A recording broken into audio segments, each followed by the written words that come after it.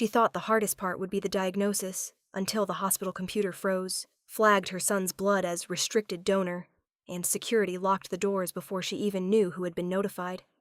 Before we dive in, make sure to subscribe so you don't miss new stories. The phone call came at 11:17 a.m. Elena Marino would remember the exact time for the rest of her life, not because she looked at the clock, but because everything after that moment split cleanly into before and after. "Ms. Marino?" The school nurse's voice was tight, controlled, the kind of control that meant something was already wrong. "Your son collapsed during recess. We've called an ambulance." Collapsed. The word didn't fit Adrian. Adrian ran too fast, climbed too high, talked too loudly about dinosaurs in space and which superhero would win in a fight. He didn't collapse. "What happened?" she demanded, already grabbing her keys, her bag, her mind racing through minor injuries. A fall, dehydration, maybe a fainting spell. "There's blood," the nurse said quietly. Elena froze mid-step. "From where?" "We're not sure." The world narrowed. She didn't remember the drive to Oak Ridge Elementary. She didn't remember parking crookedly half on the curb. She only remembered the sight of red and blue lights reflecting against the school windows, too bright, too wrong against painted murals of smiling suns and stick-figure trees. Adrian lay on the grass near the basketball court, too still. 2 paramedics crouched beside him, speaking in clipped medical language. A teacher stood off to the side, pale and trembling. The school nurse pressed gauze against his abdomen, her hands already soaked through. Elena dropped to her knees before anyone could stop her. "Adrian," she breathed. His eyes fluttered open briefly, glassy, but aware. "Mom," he whispered. "I didn't fall." That was what shattered her. "I know," she said, brushing his hair back from his forehead with shaking fingers. "It's okay. I'm here." But it wasn't okay. There was no visible wound, no deep gash, no explanation for the blood soaking through his shirt. The paramedic glanced at her. "We need to move." She climbed into the ambulance without being asked. Inside, the world became sirens and metal and oxygen masks. A medic pressed on Adrian's abdomen gently, assessing internal response. "Blood pressure dropping," the other said. Elena gripped her son's hand so tightly her knuckles ached. "This doesn't happen," she whispered to herself. "He didn't fall. He didn't—" "Has he had any previous conditions?" the medic asked. "No, he's healthy. He's never even broken a bone." But as she said it, a flicker of memory brushed the back of her mind. Adrian bruised easily. Nosebleeds took longer than they should to stop. She had dismissed it as childhood fragility. She had wanted it to be nothing. St. Gabriel Medical Center loomed ahead like a fortress of glass and steel. The gurney rolled fast through automatic doors, nurses stepping aside with trained precision. 7-year-old male, the paramedic rattled off. Unexplained abdominal bleed. No visible trauma. Elena jogged beside them until a nurse blocked her gently. "You need to wait here." "No," she said immediately. "I'm his mother. And we need to stabilize him." The doors swung shut. She stood alone in a hallway that smelled like antiseptic and fear. Minutes stretched impossibly thin. Doctors moved in and out of rooms, voices low but urgent. Machines beeped behind closed doors. A cart of surgical instruments rolled past her. Her phone buzzed once in her bag. She ignored it. Nothing mattered but the double doors at the end of the corridor. A doctor finally stepped out, mask pulled down, expression composed but alert. "Ms. Marino?" "Yes." "We've identified internal bleeding in the abdominal cavity," he said. "It's significant." "How?" she demanded. "He didn't fall. He didn't get hurt."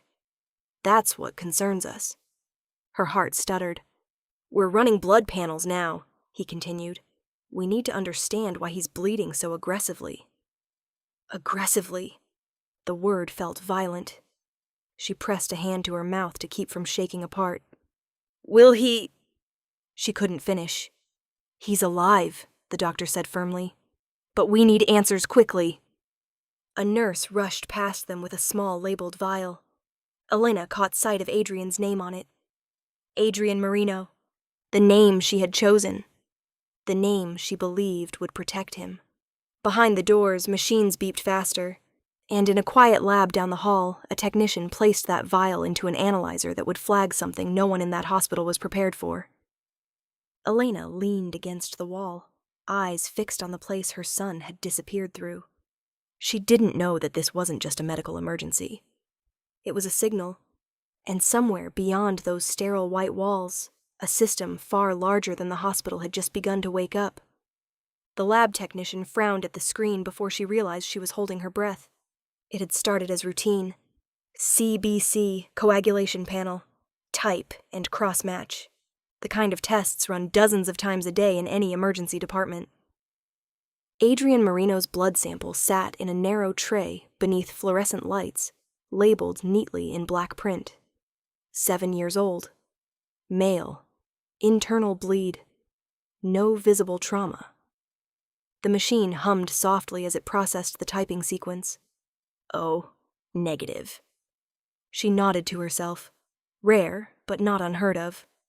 Then the secondary antigen panel loaded automatically. The technician leaned closer. A second identifier populated beneath the standard classification. Rhesus variant. She blinked. That wasn't common. The system ran the confirmation test twice without being prompted. The software cross-checked against an extended donor registry database. The screen flickered, then froze. For half a second, she thought the computer had crashed. Instead, a red banner slid across the top of the monitor. Restricted donor match! Her stomach dropped. She had worked at St. Gabriel Medical Center for 11 years. She had never seen that code. The text expanded automatically. International registry link required. Security protocol. Activation, Tier 3. The technician glanced toward the door instinctively, as if someone might already be watching. She reached for the phone and called the attending physician. Dr. Halpern, she said carefully, you need to come to the lab. There was a pause on the other end. Is it the coagulation numbers? It's the blood type. 2 minutes later, Dr. Halpern stood beside her, staring at the screen. What does restricted donor mean? He asked quietly. It means the system isn't recognizing him as part of the standard national pool, she replied. It's cross-linked. To what? She swallowed. It's pinging an external registry. That's impossible, he said immediately. This is a civilian hospital. Yes, she agreed, but the software doesn't care. A secondary window opened on its own. Notification sent. Time-stamped. Dr. Halpern felt something cold move down his spine. Who did it notify? He asked. The technician hesitated before clicking into the registry log.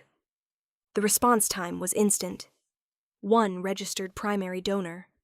Status: exclusive match.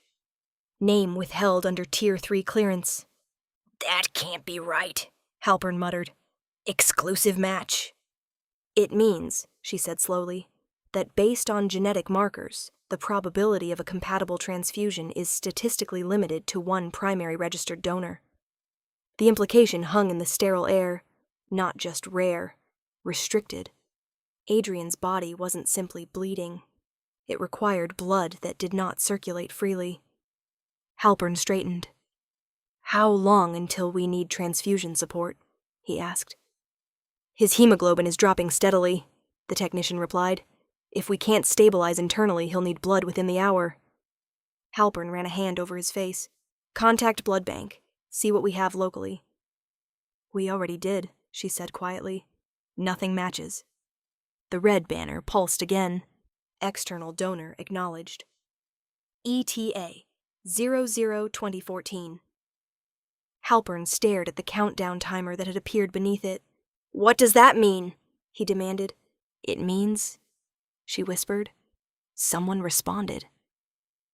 Down the hall, Elena paced outside the trauma room, unaware that a clock had begun ticking beyond her sight. A nurse emerged, clipboard clutched tightly. Ms. Marino? Elena snapped upright. Yes. We're reviewing his blood work, the nurse said carefully. His type is uncommon. How uncommon? The nurse hesitated. Rare enough that we've triggered an extended registry search. Elena's heart began to pound harder. Search where? The nurse didn't answer that directly. Is there any family history of genetic blood disorders? She asked instead. Family. The word scraped against Elena's ribs. No, she said too quickly. The nurse nodded, scribbling something down. Please stay close, she added. We may need consent for transfusion if necessary. Consent! Elena pressed a hand to the cool hospital wall. Her mind drifted backward unwillingly. To another country, another name, another man whose blood had always been described as legacy. She forced the thought away. Adrian was Marino. He was safe. He was hidden. In the lab, the countdown dropped to 19 minutes. Security clearance elevated. Dr. Halpern's phone buzzed, not from within the hospital. From an encrypted number he didn't recognize. The message was brief. Confirm patient stability. Donor en route. He stared at the screen. Donor. Singular. Outside, 2 black SUVs turned onto the hospital access road. No sirens, no lights. Just speed. And precision. Inside the trauma room, Adrian's monitors beeped faster. Elena gripped the doorframe, whispering prayers she hadn't spoken in years. She didn't know that her son's blood had just crossed borders. That a system designed for men who never expected to need help had just activated. Or that the one person she had run across continents to escape had already received the alert. 19 minutes. 18. 17. The hospital had never felt smaller. The first sign something was wrong wasn't the alarm. It was the silence. Dr. Halpern had just issued the order to prep Universal O-negative as a temporary stabilizer when the nurse at the central station frowned at her screen. Doctor, she said carefully, the blood bank request didn't go through. What do you mean didn't go through? He asked without looking up from Adrian's chart. It's pending. Then override it. I can't. That got his attention. He stepped out of the trauma room and crossed to the central terminal. The cursor on the screen blinked once, then froze. A gray overlay slid across the interface. System access suspended. Authorization Tier 3 required. Halpern stared at it, confused. This is a hospital, not a defense facility, he muttered.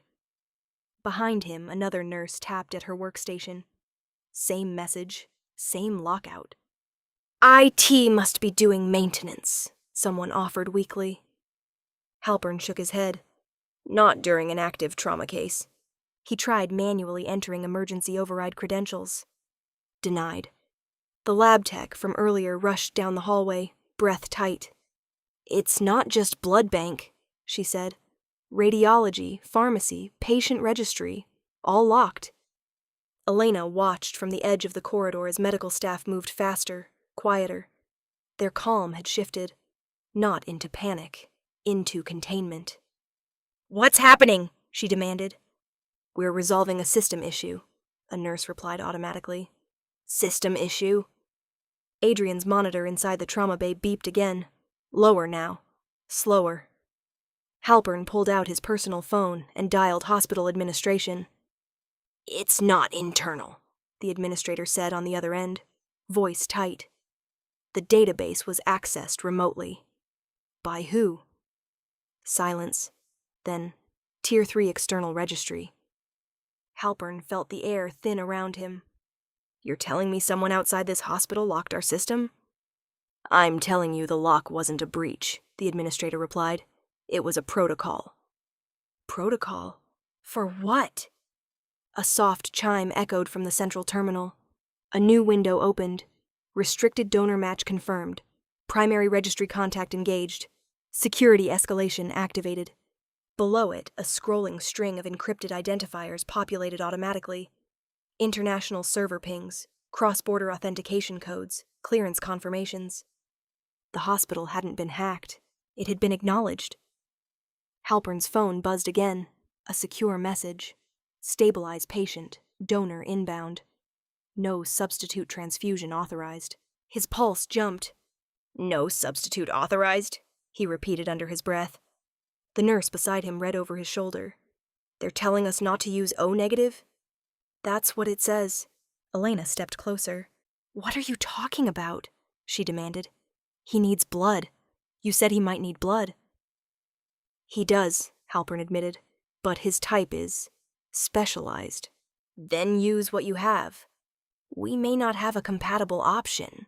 Her mind reeled. How does that even make sense? Before Halpern could answer, the hospital's main entrance doors locked with a quiet mechanical click.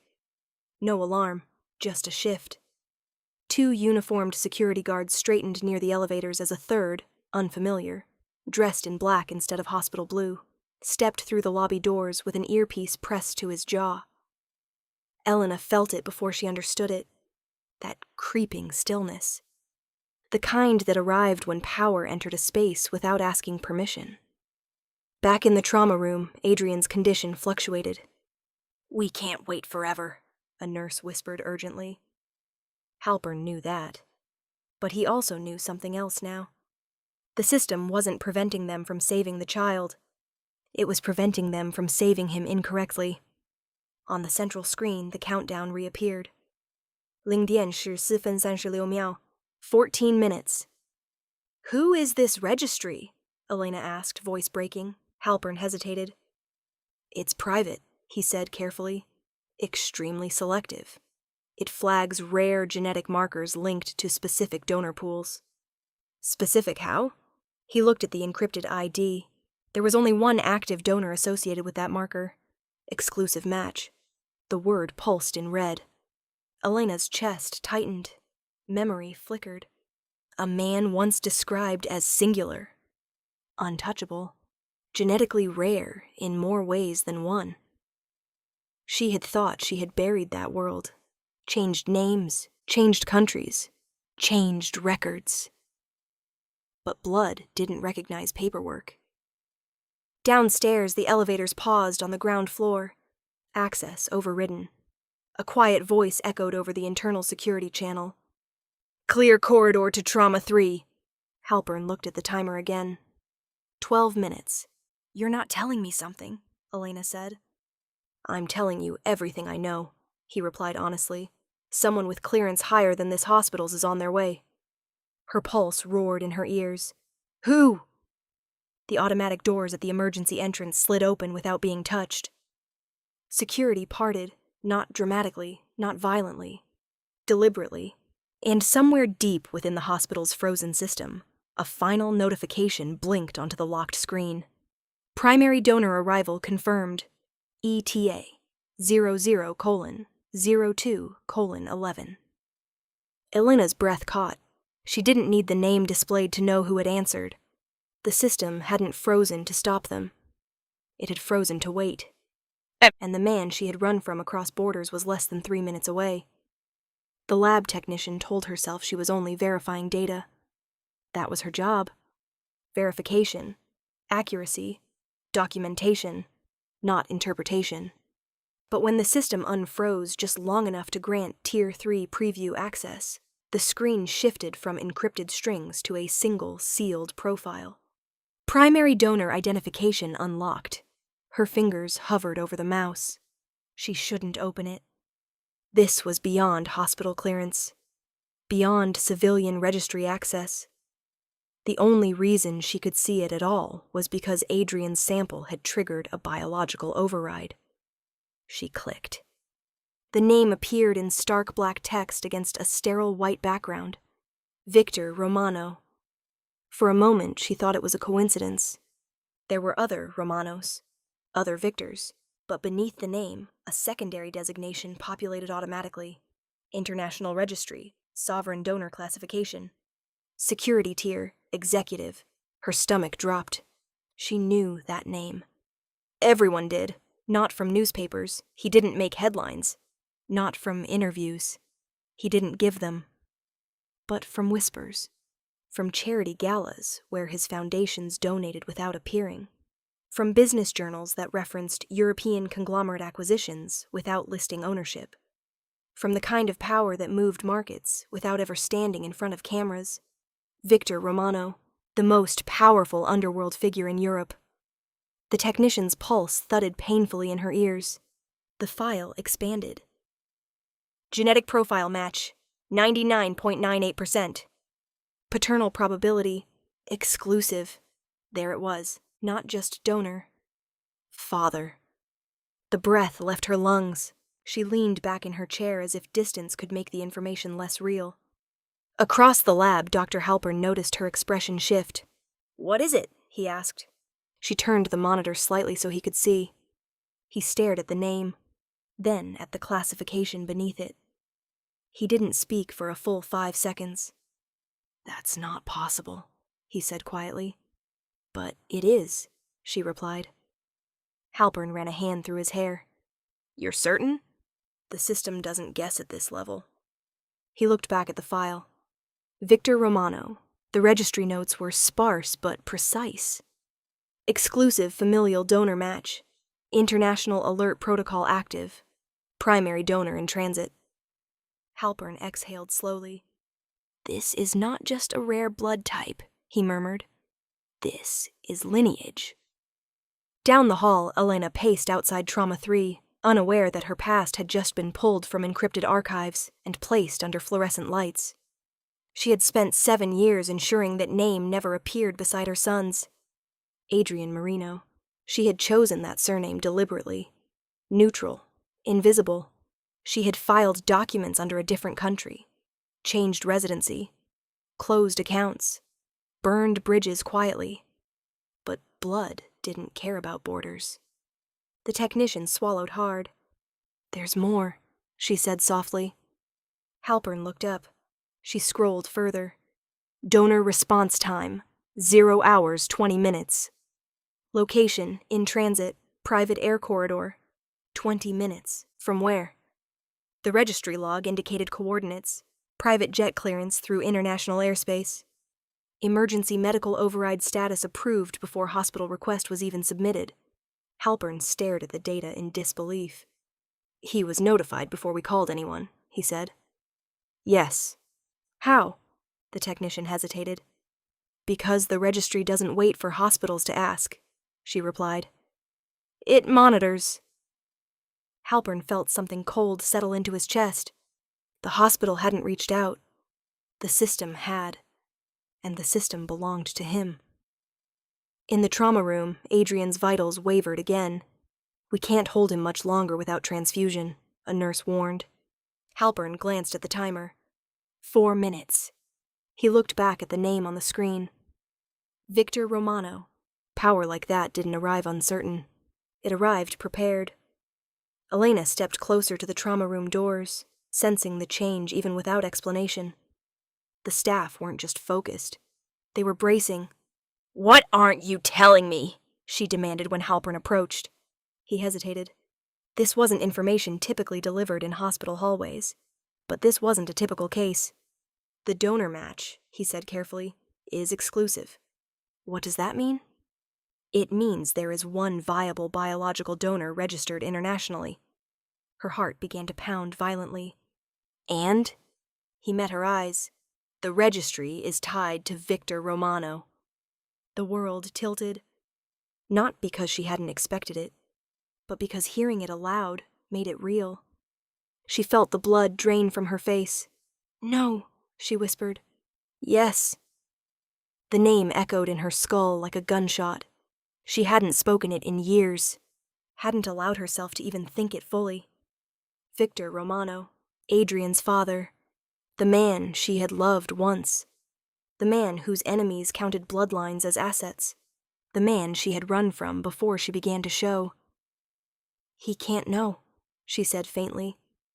Halpern didn't answer, because the timer hit 0, and at that exact moment the emergency entrance doors opened downstairs. Not loudly, not violently, just precisely. The system hadn't misfired. It had executed. And somewhere between bloodwork and code, between hidden names and locked databases, Elena realized something irreversible. She hadn't just fled a man. She had fled a network designed to find its own. And it had just found hers. The first elevator stopped between floors. No alarm sounded. No voice announced a malfunction. It simply paused. A nurse pressed the button twice, frowning at the unresponsive panel. "That's strange," she murmured. Downstairs, the second elevator doors opened, not to a waiting family or an incoming patient, but to 3 men in dark suits who stepped out in perfect silence. They didn't wear badges. They didn't need to. Their posture announced them before credentials ever could. Within seconds, hospital security straightened. One guard moved instinctively toward the entrance, only to halt when one of the suited men met his eyes calmly and showed a small metal insignia pinned discreetly beneath his lapel. The guard stepped aside, not because he had been ordered to, because he understood. Upstairs, the central terminal screen flickered again. Tier 3 access confirmed. Corridor clearance initiated. The hospital system wasn't frozen anymore. It was redirected. In Trauma 3, Dr. Halpern adjusted Adrian's oxygen mask, watching the monitor with focused intensity. "We need 5 more minutes," he muttered. A nurse glanced toward the door. "You'll have them." "How do you know?" She didn't answer, because she felt it too. The shift. Hospitals were used to chaos, to rushed footsteps and shouted orders and frantic energy that pulsed like electricity through corridors. This wasn't chaos. This was containment. In the hallway outside, Elena stood rigid, her pulse hammering against her ribs. The air felt thicker, heavier, as if the building itself had inhaled and was holding its breath. A man in a dark suit walked past her without speaking, positioning himself at the end of the corridor. Another took the opposite corner. They weren't aggressive. They weren't even visibly armed. But they radiated discipline and precision. "Who are they?" Elena whispered. Dr. Halpern didn't lie. "They're not ours." The emergency entrance doors slid open again downstairs. No sirens, no flashing lights. Just a black vehicle stopping exactly at the curb. A hospital administrator hurried forward, smoothing her jacket nervously before catching herself. The vehicle door opened. He stepped out like he had simply arrived for a scheduled meeting. Victor Romano did not rush. He did not look around in confusion. He didn't ask for directions. He walked toward the entrance as if the building belonged to him, or more precisely, as if the moment did. The staff near the lobby felt it immediately. Conversations softened, footsteps adjusted, space opened. He wore a dark overcoat tailored to precision, his expression calm, controlled, unreadable. His eyes, however, were sharp, focused. He handed a small leather case to one of the suited men beside him without breaking stride. "Status?" he asked quietly. "Internal bleeding. Stabilizing. 4 minutes until transfusion window critical," the man replied. Victor nodded once. No panic, no raised voice, just acknowledgement. The elevators unlocked the moment he approached. They rose directly to the trauma floor without stopping. Upstairs, the corridor outside Trauma 3 cleared subtly, as if guided by invisible hands. Nurses stepped aside, security positioned, not to intimidate, to ensure nothing interrupted what was about to happen. Elena's breath caught when the elevator doors opened. She didn't need to see him to know. Her body recognized his presence before her eyes did. That steady gravity. That contained force. He stepped into the hallway, coat unbuttoned now, eyes scanning once, not for control. For him. For Adrian. When his gaze landed on Elena, there was no shock. No accusation. Only confirmation. She had imagined this moment in nightmares. Imagined him furious, demanding, explosive. Instead, he looked precise, like a man stepping into a calculation he had already solved. "Where is he?" he asked. His voice wasn't loud. It didn't need to be. "In there," she said, her own voice barely audible. He didn't move immediately. He studied her face. paler than he remembered. Older in ways 7 years could carve into a person. "You're late," she whispered, though she didn't know why she said it. He held her gaze. "I arrived in 20 minutes, he replied calmly, as if that was the only answer that mattered. Behind them, the suited men sealed the corridor's access points without drawing attention. Visitors were redirected gently. Hospital staff were reassigned temporarily. No shouting. No scene. Just control layered over urgency. Inside Trauma 3, the transfusion tray was prepared. The specialized kit, brought in the leather case downstairs, sat opened on a sterile table. Victor removed his coat and handed it off without breaking eye contact with the trauma room doors. "Type and cross confirmed," Dr. Halpern said, stepping into the hallway. "We need you now." Victor inclined his head once. As he moved toward the doors, Elena felt the last of her illusions fall away. She hadn't escaped him. She had postponed him. And now, in a hospital corridor filled not with chaos but with quiet authority, she understood the truth she had tried to outrun. This wasn't just a medical emergency. It was a summons, and Victor Romano had answered. The hospital clock above the emergency entrance read 11:42 a.m., exactly 20 minutes after the alert had triggered. The automatic doors parted with a quiet hydraulic sigh. Victor Romano stepped inside as if he had simply arrived for a scheduled appointment, not as the singular biological match to a child bleeding upstairs.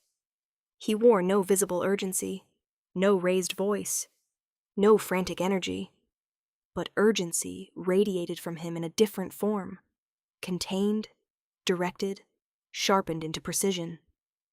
The security guard near the desk straightened instinctively. Not because he recognized the man from television.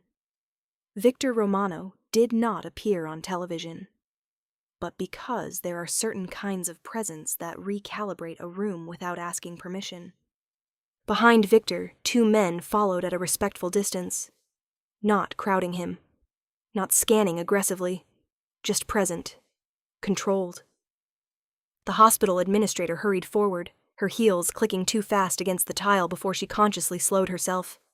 "Mr. Romano?" she began, her voice polite but strained.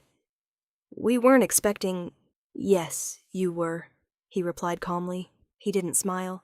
He didn't frown. He simply stated the fact. Because the system had expected him. The registry had notified him before the hospital understood what it had triggered. The blood type had done the rest. He removed his gloves slowly, handing them to the man beside him. "Status," he said. "Male, 7 years old. Internal abdominal bleed. Hemoglobin dropping. Transfusion window critical in under 10 minutes," the man replied without checking notes. Victor nodded once. 7 years. He calculated without effort. 7 years ago, Elena had disappeared. 7 years ago, she had left with no forwarding address, no explanation beyond silence. He had respected it. At first, he had told himself she needed distance from the violence orbiting his life. He had convinced himself that letting her go was protection.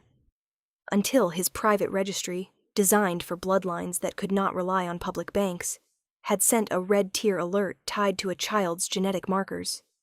Exclusive match. Paternal probability 99.98%.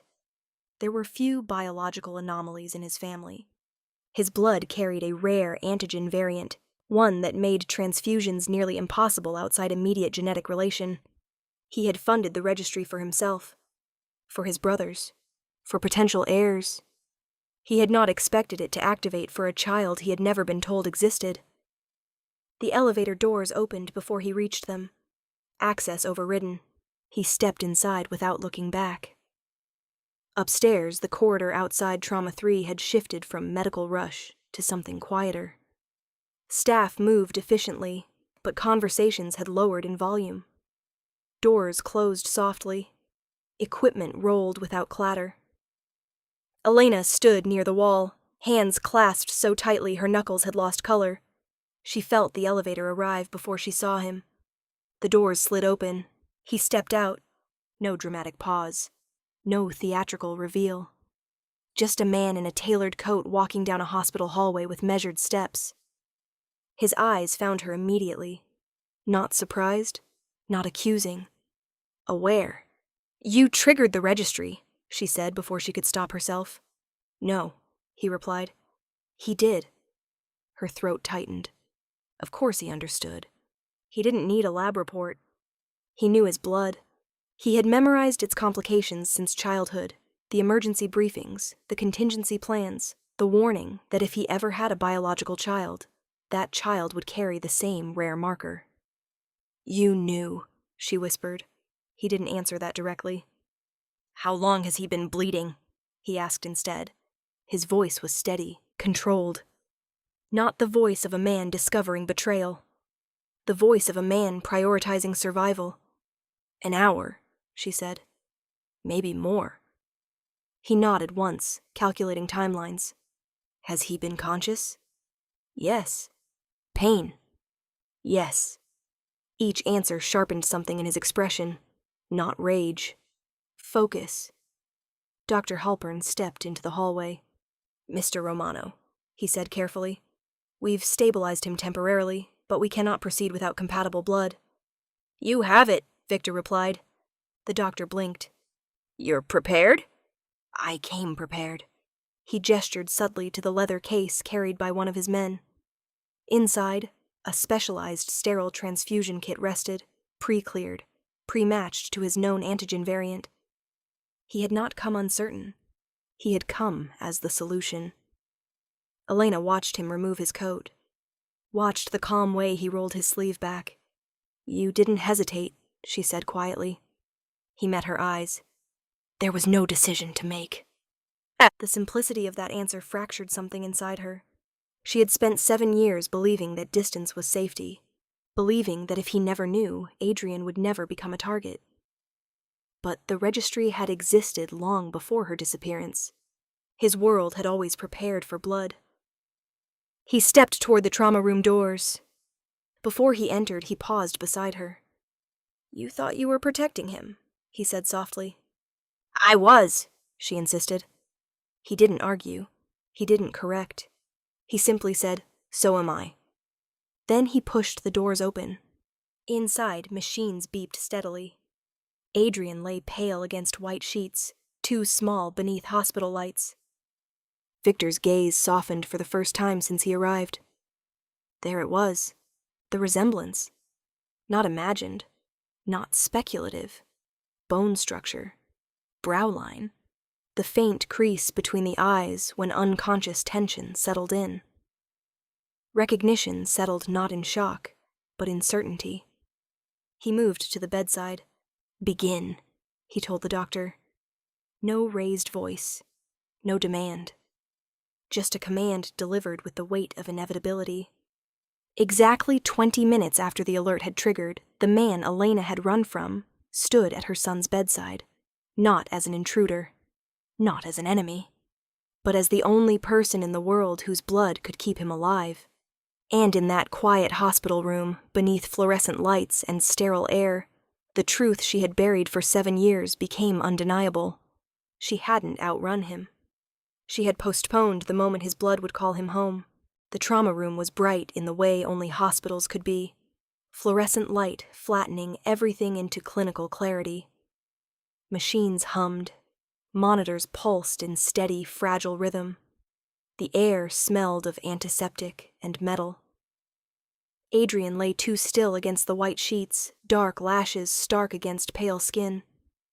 An oxygen line curved beneath his nose. IV tubing threaded into his small arm. Gauze rested over his abdomen where the internal bleed had first revealed itself in scarlet. Victor Romano stepped fully into the room. He didn't look around in confusion. He didn't ask who was in charge. He didn't question the diagnosis. His eyes went directly to the child. The resemblance wasn't loud. It wasn't dramatic. It was structural. The line of the jaw, the shape of the brow, the faint crease between the eyes even in unconsciousness, the kind of crease that formed in men who learned to observe before they reacted. Victor stopped at the bedside. For one breath, Just one, something human and unguarded crossed his face. Then it settled back into control. Dr. Halpern approached cautiously. "We need to move quickly," he said. "His hemoglobin is falling." Victor nodded once. "Prep," he replied. He began unbuttoning his cuff without being prompted. The motion was efficient, deliberate, as if he had done this before. Perhaps he had. Not for a child, but for himself. He knew the process. Knew the protocol that came with blood that did not match easily. Elena stood near the wall, arms wrapped tightly around herself as if holding her ribs together. She expected it. The accusation. The demand. The quiet, lethal fury she had imagined for years. "You hid him from me. You ran. You lied." But Victor didn't look at her. Not at first. He studied Adrian's monitors instead, watched the numbers, listened to the rhythm of the machine as if memorizing it. Then, without raising his voice, without turning fully toward her, he asked the only question that mattered. "How long has he been bleeding?" Elena blinked. Of all the questions she had rehearsed answers for, that wasn't one of them. "About an hour," she said, her voice thinner than she intended. "Maybe more. He collapsed at school." Victor's jaw tightened almost imperceptibly.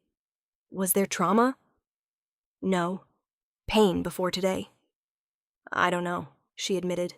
"He bruises easily sometimes. I thought—" Her voice cracked. "I thought it was normal." Victor nodded once. No criticism, no judgment, just processing. Dr. Halpern stepped closer. "We believe it's a spontaneous internal hemorrhage related to his blood disorder. Without compatible transfusion, his clotting response is compromised." Victor rolled his sleeve up past his forearm. "Begin," he said again. A nurse moved quickly to position the chair beside Adrian's bed. The specialized kit from the leather case was already open. Sterile tubing, labeled with Victor's pre-registered genetic markers. The efficiency unsettled Elena. "You came prepared," she whispered. He finally looked at her. His eyes were dark, but not angry. "I came informed," he said. "You knew what this meant." Yes. There was no need to explain further. The registry had existed long before Adrian was born. Victor's family line carried a rare antigen variant, one that made emergency transfusions nearly impossible outside direct biological match. The system had been built for that reality. He had never expected it to activate for a child he hadn't known existed. But when the alert came, he hadn't questioned it. He hadn't demanded proof. He had calculated. 7 years. Elena's disappearance. The timeline. And then he had moved. The needle slid into his vein smoothly. Dark red filled the collection line, steady and controlled. On the other side, Adrian's IV line waited. Elena stepped closer despite herself. "You're not going to ask me?" she said quietly. He didn't look away from the flow of blood. "Ask what?" "If he's yours." Victor's gaze flicked briefly to Adrian's face, then back to the line connecting them. "The registry doesn't mistake biology," he said calmly. "That's not what I meant." He understood what she meant. "Why didn't you tell me? Why did you run? Why did you decide for both of us?" But those questions could wait. Adrian's monitor dipped again. The nurse adjusted the flow rate. Victor's voice lowered. "How long before stabilization?" "Minutes," Dr. Halpern replied. Victor exhaled once, slow, controlled. He looked at Adrian's hand resting against the sheet. Small, pale. He did not reach for it yet. He did not claim space that had not been given. Instead, he asked another question, just as quiet, just as focused. Was he afraid? Elena swallowed hard. "Yes," she whispered. But he was trying to be brave. A flicker of something passed through Victor's expression. Not rage, not even grief. Resolve. He turned his head slightly toward her. "You should have called me," he said. It wasn't an accusation. It was a fact. Tears burned behind her eyes. I didn't want him pulled into your world." "He already is," Victor replied softly. Because blood did not ask permission. The transfusion line pulsed. On the monitor, Adrian's numbers steadied, incrementally, cautiously. The room shifted from crisis to fragile balance. Victor's blood flowed without hesitation. He did not flinch. He did not look away. He did not ask the questions that would break open 7 years of silence. Not yet, because there would be time for that. But there would not have been time if he had wasted even a minute demanding answers instead of giving blood. And as Elena watched the dark red line bridge the space between father and son, she understood something she hadn't allowed herself to consider. He hadn't come for revenge. He hadn't come for control.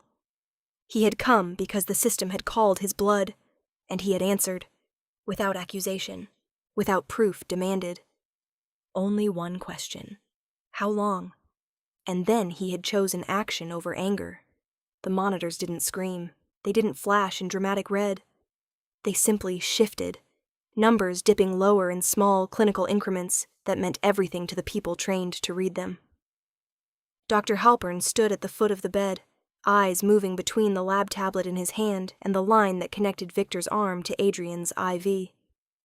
"We've confirmed the extended panel," he said carefully. "It's not just a rare blood type.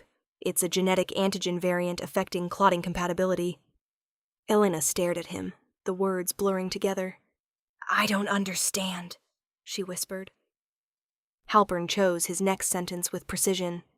"Your son's blood carries a mutation that rejects standard transfusions. Even universal donor blood could trigger a catastrophic immune response." Her knees felt weak. "So, what happens?" He looked at Victor. "Statistically," Halpern continued, "the probability of a safe transfusion is highest with a direct genetic relative carrying the same antigen expression." He didn't say father. He didn't have to. The evidence already hummed through the clear tubing between them. Victor sat steady in the donor chair, his sleeve rolled neatly past his forearm. The line from his vein flowed dark and uninterrupted, measured by the machine with quiet precision. "How exclusive?" Elena asked, forcing herself to stay upright. Halpern didn't soften it. "Exclusive enough that the registry flagged only one primary donor." The word settled heavily in the room. One, not a pool, not a list, a single name. Elena's gaze drifted to Victor's face.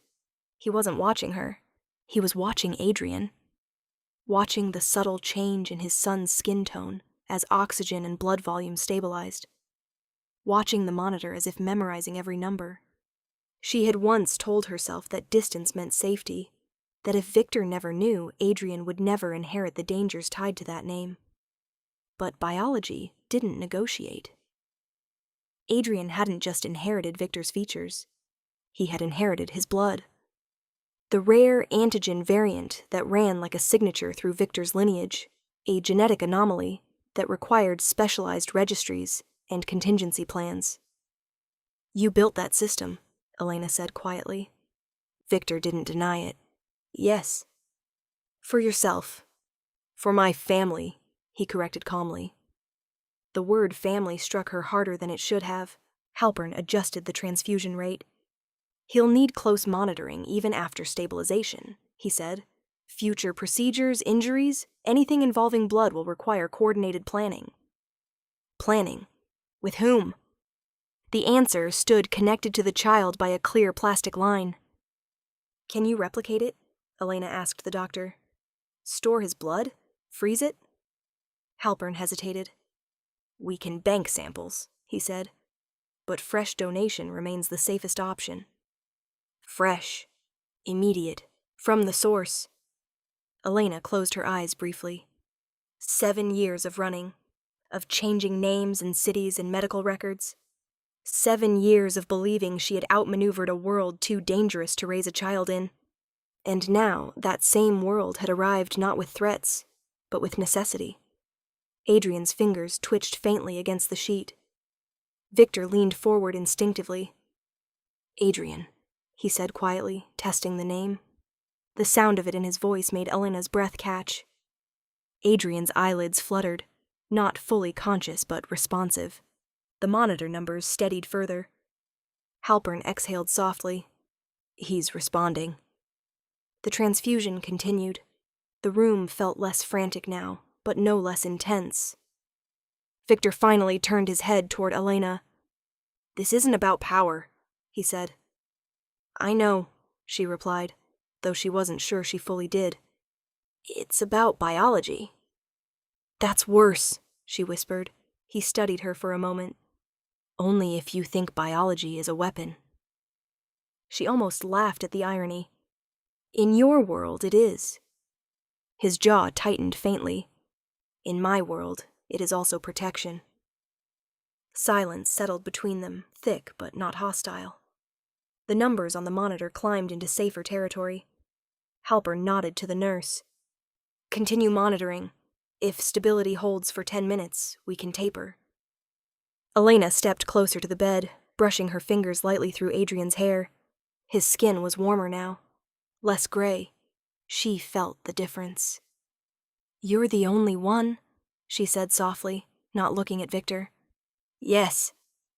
No pride, no triumph, just truth. "And if something happens again?" "I will come." It wasn't dramatic. It wasn't possessive. It was matter of fact. Because the probability didn't point to chance. It pointed to him. The rare match wasn't coincidence. It was inheritance. And as the final bag filled from Victor's vein and transferred into Adrian's system, Elena understood something she hadn't allowed herself to confront. She hadn't just hidden a child from a powerful man. She had hidden him from the only person whose blood could save him. The machine beeped steadily now. Life stabilizing. Numbers aligning. The room exhaled. But the reality remained, written not in paperwork or registry alerts, but in antigen markers and genetic code. The match was rare, almost impossible, and it belonged to Victor Romano alone.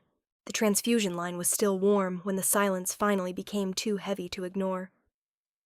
Adrian slept now, color restored in fragile increments, machines humming in steady rhythm instead of frantic warning.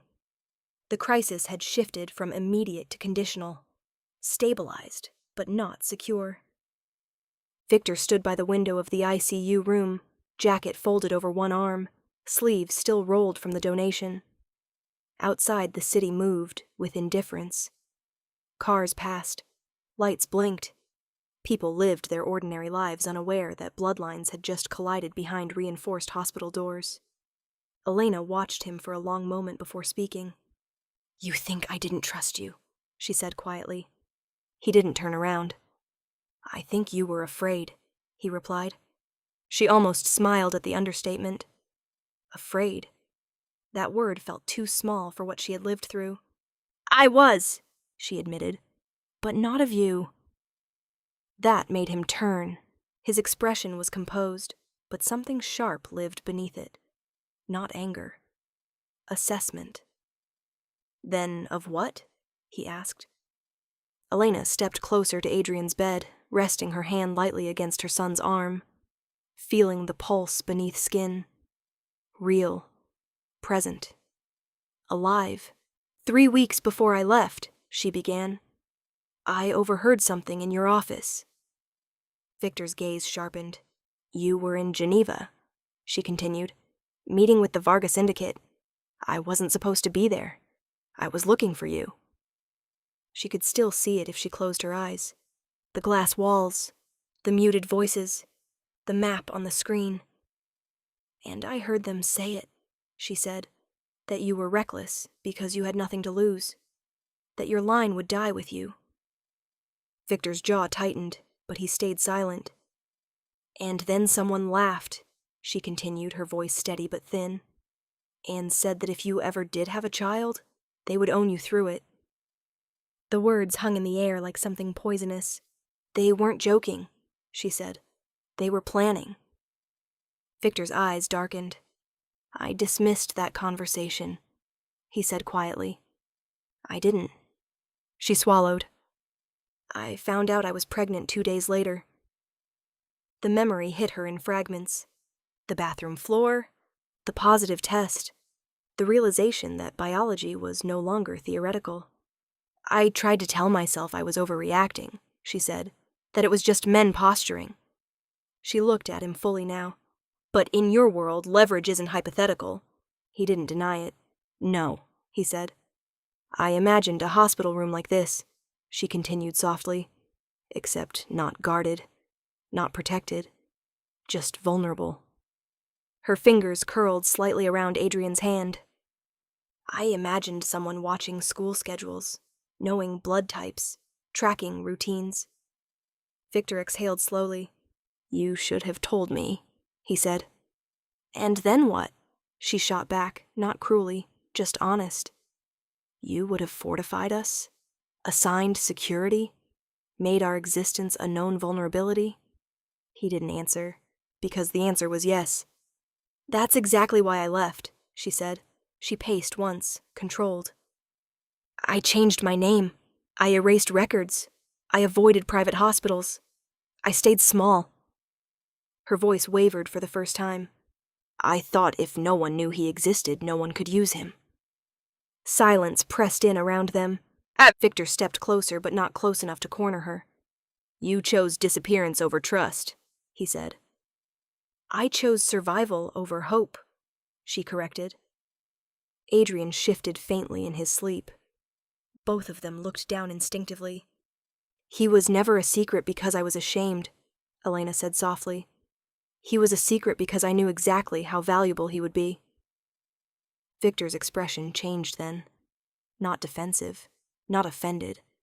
Something heavier. Do you think I would have allowed that? He asked quietly. Yes, she said immediately. That startled him. Yes, she repeated. Because you would have stepped into war before stepping away from him. His silence confirmed it. Snap! And I didn't want our son to be the reason countries burned. The words landed with brutal clarity. She wasn't dramatizing. She was describing the world as it existed around him. I watched men discuss heirs like currency, she continued. I watched alliances hinge on bloodlines. Her gaze lifted to meet his. I refused to make him a bargaining chip. For the first time since he arrived, Victor looked almost humanly shaken. You removed him from my world, he said. I removed him from a battlefield. Another long silence. Monitors beeped steadily. Security remained outside. Life continued in the city beyond the glass. And now? He asked quietly. She looked down at the transfusion line that had already saved their son's life. Now I know that running didn't eliminate the risk, she admitted. It just delayed it. Victor stepped closer this time, not imposing, just present. I cannot promise my world disappears, he said. I know. But I can promise this, he continued. No one uses my blood against me. Her breath caught. And he is my blood, Victor said, not as a claim, but as fact. Elena closed her eyes briefly. I ran because I believed love made you weak, she whispered. Victor's voice was steady. No, he said. Love makes you strategic. She looked at him again, this man who had arrived in 20 minutes not to reclaim, not to accuse, but to donate. She had fled to protect her son from being leverage. But now she understood something more complicated. Leverage only worked when the man in power hesitated. And Victor Romano had never hesitated about blood. Not his, not their son's, not ever again. The second transfusion began without ceremony. No speeches, no dramatic declarations. Just a nurse adjusting the flow rate and a quiet nod from the attending physician as Victor settled back into the donor chair again, sleeve already rolled, veins steady and unshaken. He hadn't hesitated. Not the first time. Not now. Elena stood on the opposite side of Adrian's hospital bed, watching the dark red line move from father to son with a precision that felt almost sacred. The room was quiet except for the rhythm of machines and the soft hiss of oxygen. Adrian's breathing had stabilized, but the doctors had made it clear. His levels were still fragile. The first transfusion bought time, This one would secure it. You don't have to, Elena said quietly, though she already knew the answer. Victor didn't look at her. I do, he replied. Not because the doctors asked, not because the probability chart said so, because the alternative didn't exist in his mind. The nurse secured the line carefully. The flow began again. Victor's blood moved without resistance. Elena felt something tighten in her chest as she watched it. For years, she had told herself that biology was a risk, that bloodlines made children vulnerable, that inheritance was something to fear. Now she was watching that same inheritance keep her son alive. The machine beeped in steady increments. Dr. Halpern stood nearby, monitoring the integration markers on the screen. No adverse response, he murmured. He's accepting it cleanly. Cleanly, the word echoed in Elena's mind. No rejection. No complication. As if Adrian's body had been waiting for this exact match. As if it recognized something familiar. Victor's jaw tightened slightly, but his expression remained composed. He watched the monitor, not his own arm. Is he stable? He asked. Stabilizing, Halpern corrected gently. But this is the safest transfusion I've seen with this antigen variant. Elena swallowed. How rare? She asked.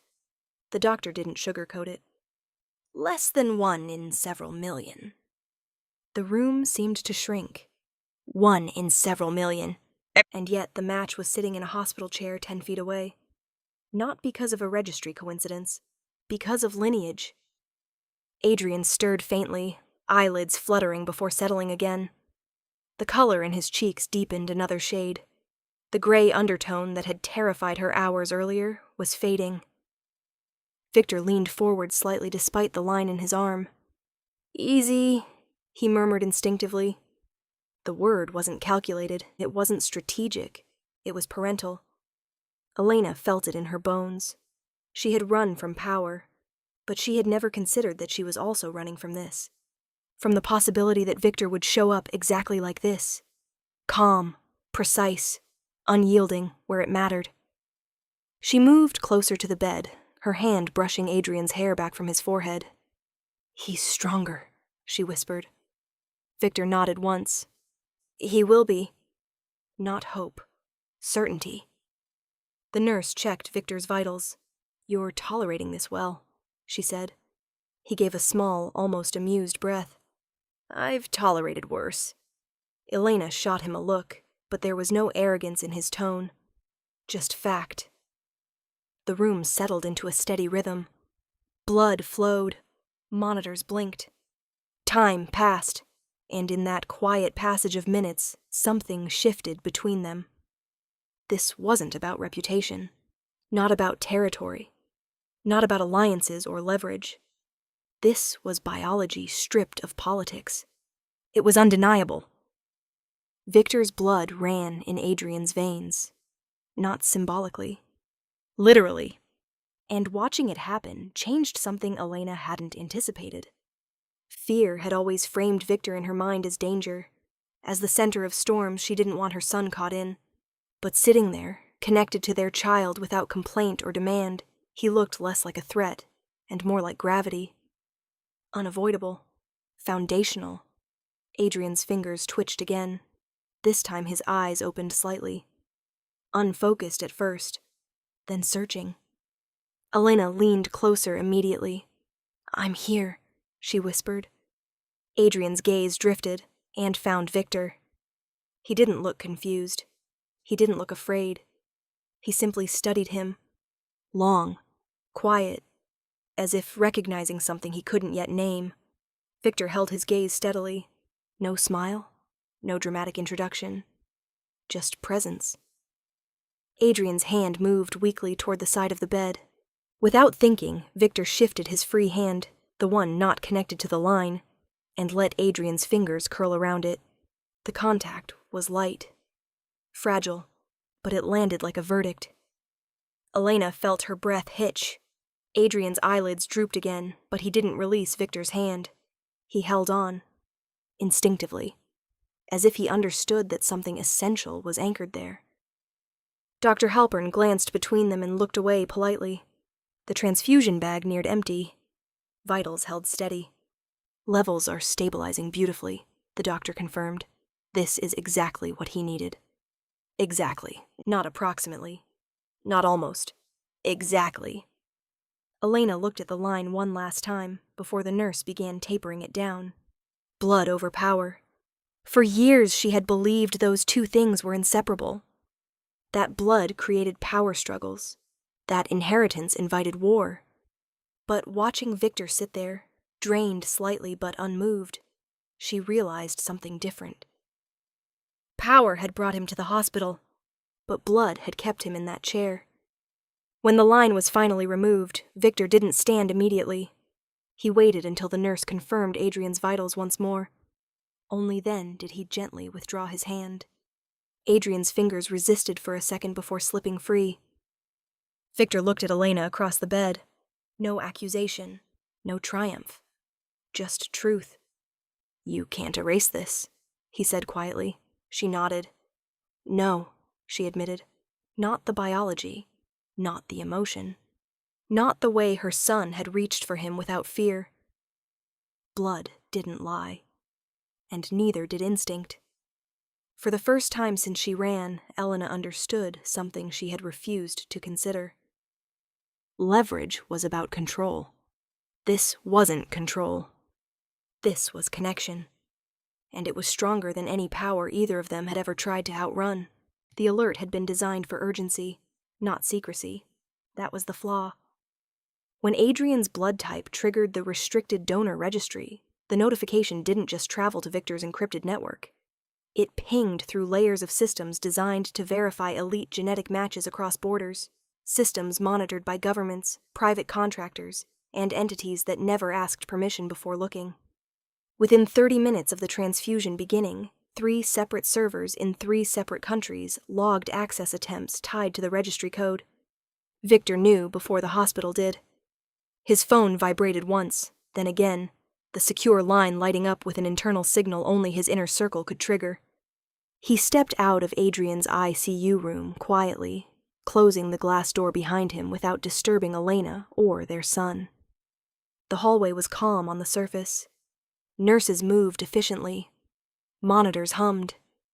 Security stood at discrete intervals. But beneath that calm, Victor felt the shift. Someone had noticed. He answered the call without greeting. "Speak." "It's circulating," came the voice of Anton Volkov, his security chief stationed in Zurich. The registry spike was flagged by a third-party observer within 7 minutes. We intercepted 2 pings from Varga-affiliated servers. Victor's expression didn't change. Confirmation level? Probable. They don't have a name, just the antigen code. That was enough. The antigen code tied directly to his bloodline. Not publicly. But among the families who operated in his world, rare genetic markers were as identifying as fingerprints. "They're testing proximity," Anton continued. 2 men just entered the hospital lobby, using visitor passes purchased through shell accounts. We've isolated them. Victor's gaze drifted down the corridor. "Are they armed?" "Not visibly. They're observers." Of course they were. Victor exhaled slowly. "Contain without escalation," he ordered. "No weapons drawn. No hospital lockdown." Anton hesitated. "We can remove them." "You will escort them out," Victor corrected. Quietly. Chaos was a language his enemies expected him to speak. He refused to use it. "Understood," Anton replied. Victor ended the call and stood still for a moment, calculating. This was the exact scenario Elena had feared. Visibility meant vulnerability, and the international alert had just painted a target. Not on Adrian's name, but on the existence of a biological heir. He stepped back into the ICU room. Elena looked up immediately. "What is it?" she asked. "Observers," he said evenly. Her face drained of color. "They know?" "They suspect." She moved closer to Adrian instinctively. "I told you," she whispered. "Yes," he agreed calmly. "You did." There was no accusation in his tone, just acknowledgement. Outside the glass, 2 of Victor's security men adjusted their positions subtly, not blocking access, not alarming staff, just narrowing angles. 5 minutes later, Anton entered the wing, composed and unhurried. "The lobby is clear," he reported quietly. The 2 observers left without incident. Their devices were scanned remotely. They transmitted metadata, not imagery. "So they have timing," Victor said. "Yes." Elena's voice trembled despite her effort to steady it. "This is exactly what I ran from." Victor met her gaze. "And this is exactly why running would not have worked." She flinched. He softened slightly. "They were testing response," he explained. "They wanted to see if I would arrive personally, if I would mobilize visibly." "And you did," she said. "Yes." "Doesn't that confirm everything?" "No," he said calmly. "It confirms priority."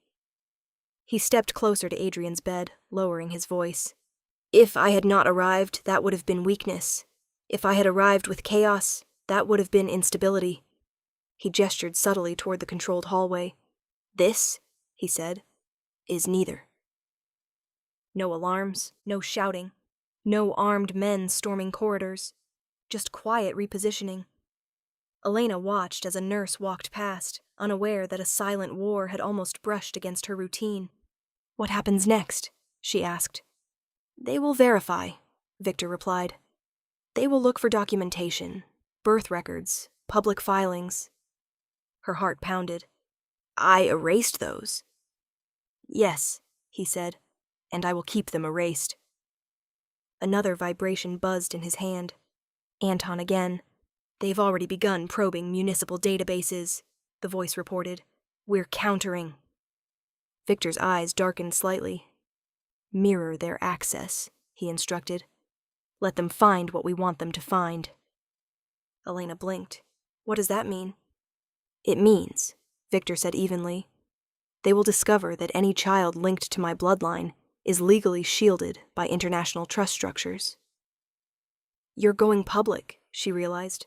"I am making it expensive to interfere." There it was. Not rage, not retaliation, precision. Adrian shifted slightly in his sleep. Both of them looked down immediately.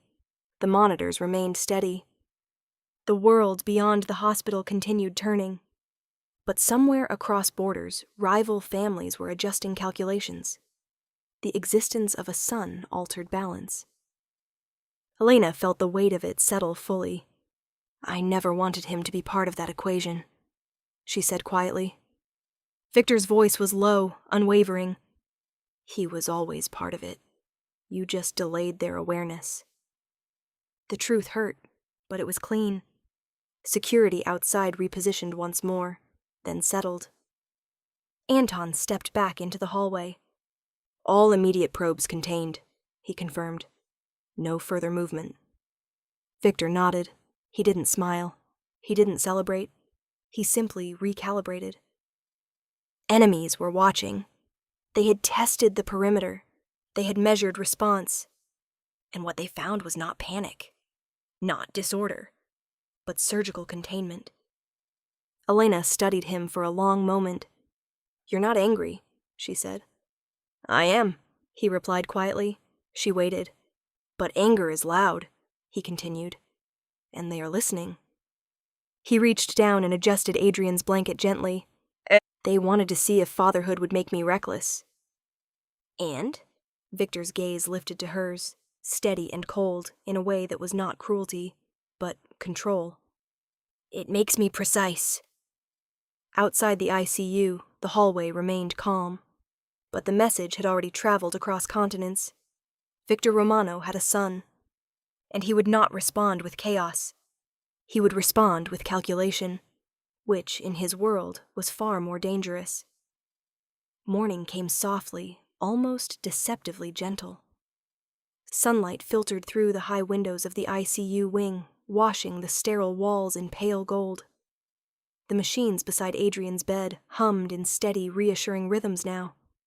No alarms, no frantic footsteps, just life continuing. Elena hadn't slept. She sat in the chair beside her son, watching the rise and fall of his chest as if it were something fragile and miraculous. Every breath felt like borrowed time. Not because he was dying anymore, but because the world had shifted around him overnight. Victor stood by the window again. He had barely moved. Not from vigilance, from calculation. Security remained present, but subtle. The hallway looked normal. Nurses walked by, unaware that a decision larger than hospital policy was about to be made inside that room. Elena knew the choice was hers. It always had been. Run again, change cities, change names, erase medical records, start over somewhere smaller, quieter. She knew how to disappear. She had done it once with a newborn, and nothing but a suitcase, and fear. She could do it again, but this time would be different.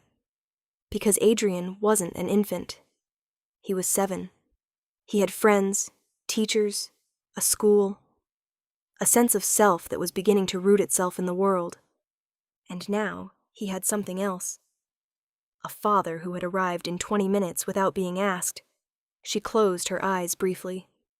"You can leave," Victor said quietly, without turning around. She looked up at him. "You think I don't know you're calculating exit routes?" he continued. "Airports, borders, cash withdrawals." Her lips pressed together. "I would not stop you," he added. That startled her. "You wouldn't?" she asked. He finally turned to face her. "If you truly believed running kept him safer, I would not chain you to me." She studied his face for deception. Found none. "But understand this," he said calmly. "They already know." The words were not threatening. They were factual. "The registry alert cannot be undone," he continued. "The antigen code is tied to my lineage. That is permanent." She looked down at Adrian. "If we vanish now," she said softly, "they will assume he exists." "Yes. And they will search." "Yes." She inhaled slowly. Running would not erase him anymore. It would highlight him. Silence stretched between them. "I built our life on invisibility," she said, "on the idea that if no one looked too closely, no one would see him." Victor stepped closer, but kept distance. "And now?" he asked. She glanced at Adrian's small hand resting against the blanket. "Now hiding feels like making him smaller than he is."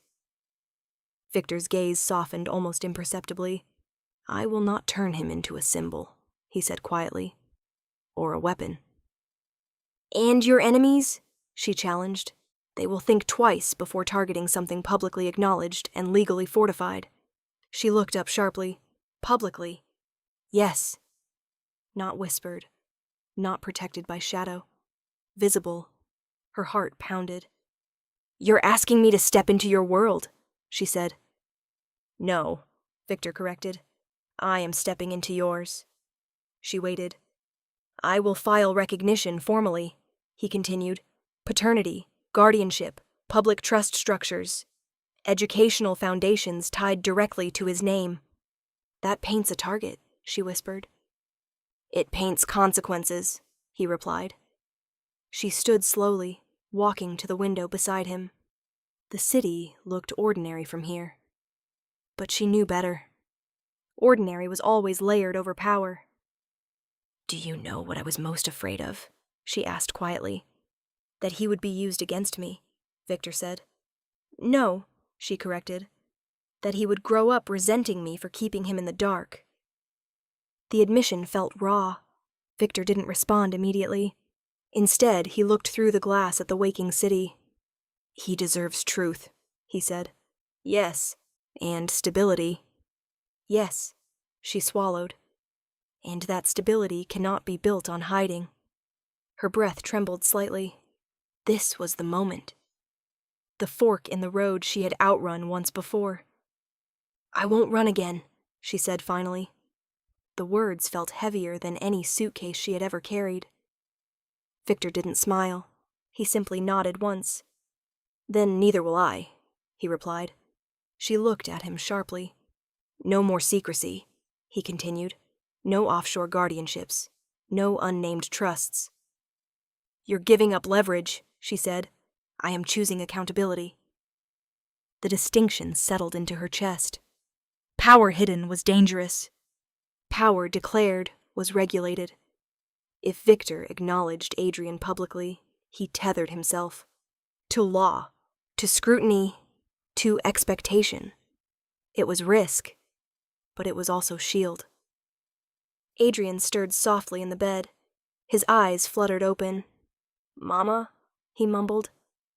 "I'm here," she said immediately, stepping back to his side. He blinked, then looked toward Victor. "You're still here too," he said sleepily. "Yes," Victor answered. Adrian studied them both, small brow furrowing slightly. "Are we going home?" he asked. Elena exchanged a glance with Victor. "Yes," she said gently. "We are." "Together?" Adrian asked. The question wasn't loaded. It was innocent, but it held everything. Elena felt the last of her fear loosen its grip. She brushed her hand through her son's hair. "Yes," she said. Victor stepped closer to the bed, not imposing, not claiming. Standing beside them. Not ahead, not behind.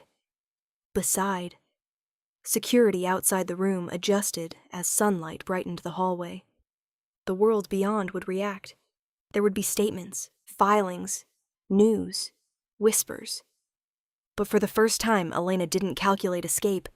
She calculated foundation. No more hiding. No more shrinking. Adrian would not grow up erased. He would grow up protected. And this time, the protection would not come from silence. It would come from standing in daylight, with the man whose blood ran in their son's veins, choosing responsibility over secrecy. The storm she had feared for years had finally arrived, and instead of running from it, she stepped into it. Not alone. Not hidden, but seen.